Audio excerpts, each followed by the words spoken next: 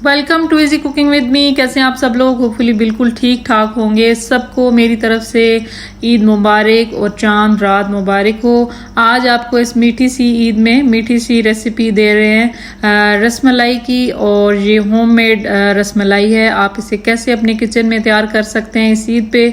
बहुत ही ज़बरदस्त सी रेसिपी आपको देंगे और बहुत सॉफ्ट सी ये गोलियां अंदर तक तैयार हुई, कैसी हुई, ये हम आपके साथ शेयर करेंगे। और ज़्यादा रसमलाई में जो प्रॉब्लम आता है वो गोलियों को जो है वो सेट करने का होता है कि ये बहुत सॉफ्ट भी हों और अंदर तक जो है वो पकी हुई भी हों।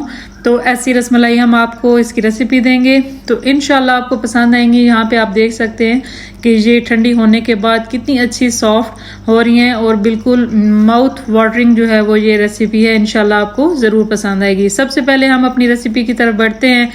यहाँ पे मेरे पास तकरीबन 1 kg दूध है और इसके अंदर आपने चीनी जो है वो अपने टेस्ट के अकॉर्डिंग रखनी है और इसको आपने धीमी आंच पे पकने के लिए रख देना है। यहाँ पे मेरे पास आधा जो है वो कप नीडो है और आप चाहें तो कोई और मिल्क पाउडर भी यूज़ कर सकते हैं। इसमें ½ टीस्पून आपने बेकिंग पाउडर ऐड करना है।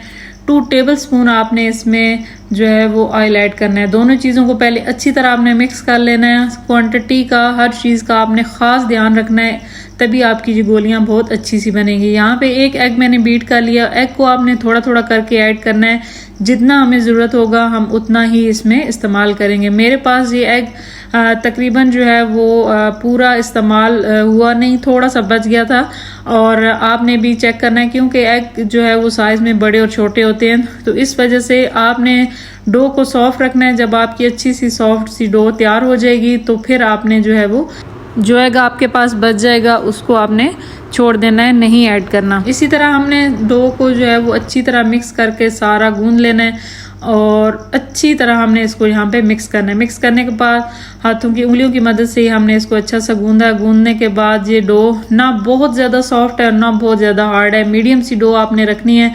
रखने के बाद जो है वो इसको आप 1 से 2 मिनट के लिए रेस्ट देंगे। रेस्ट देने के बाद बहुत ज़्यादा देर इसको रेस्ट नहीं देनी और फ़ौरन ही आपने इसकी गोलियां जो है वो बनानी स्टार्ट करनी है। हाथों को आप ग्रीस कर लें और छोटी छोटी गोलियां आप जो है वो बनाना स्टार्ट कर लें। राउंड शेप में बना लें।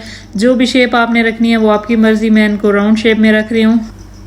इसी के साथ हमने ये सारी गोलियां 1 बाय 1 करके तैयार कर ली और गोलियों को आपने क्विकली बनाना है और क्विकली ही अपने दूध के अंदर ऐड कर देना है। ये गोलियों का पेस्ट जो है वो आपने उस वक्त बनाना है जब आपका दूध थिक हो जाए, तो उस वक्त आपने इसको बनाना है। मेरे पास ये तकरीबन 1 kg दूध था और अब इसमें 3 पाव तकरीबन ये दूध रह गया, इतना थिक हो गया। आप चाहें तो मज़ीद इसको थोड़ा सा और भी गाढ़ा कर सकते हैं। तो 1 बाय 1 करके गोलियां सारी इसके अंदर डाल देनी है और तकरीबन 1 मिनट से 1.5 मिनट हमने दूध के अंदर गोलियों को छोड़ा तो ये बहुत अच्छी फूल के जो है वो डबल हो गई थी। बहुत ज़्यादा आपने दूध के अंदर इनको बॉयल नहीं करना क्योंकि ये बहुत ज़्यादा जल्दी सॉफ्ट हो जाती हैं और फिर इनके टूटने का ख़तरा होता है। यहाँ पे आप देख सकते हैं कि सिर्फ 1 बॉयल आया है और गोलियाँ सारी इसके अंदर डिप हो गई हैं। तो बस मैंने आँच धीमी कर दी है। तकरीबन 1 से 1.5 मिनट मैंने इनको रखा है तो ये फूल के डबल हो गई हैं।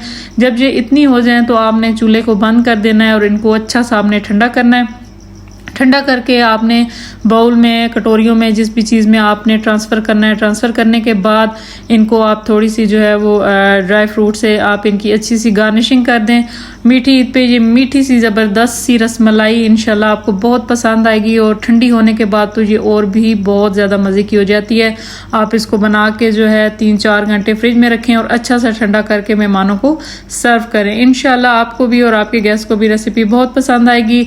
इसी के साथ मुझे दीजिए इजाज़त। ईद की रेसिपीज़ के साथ भी आप इन टच रहिएगा और अगर आपको हमारी रेसिपीज़ पसंद आती हैं तो काइंडली इनको ज़रूर शेयर कर दिया करें और हमें अपना फीडबैक ज़रूर दिया करें। और इसी के साथ मुझे दीजिए इजाज़त। अपनी दुआओं में रखिएगा याद। अल्लाह हाफिज़।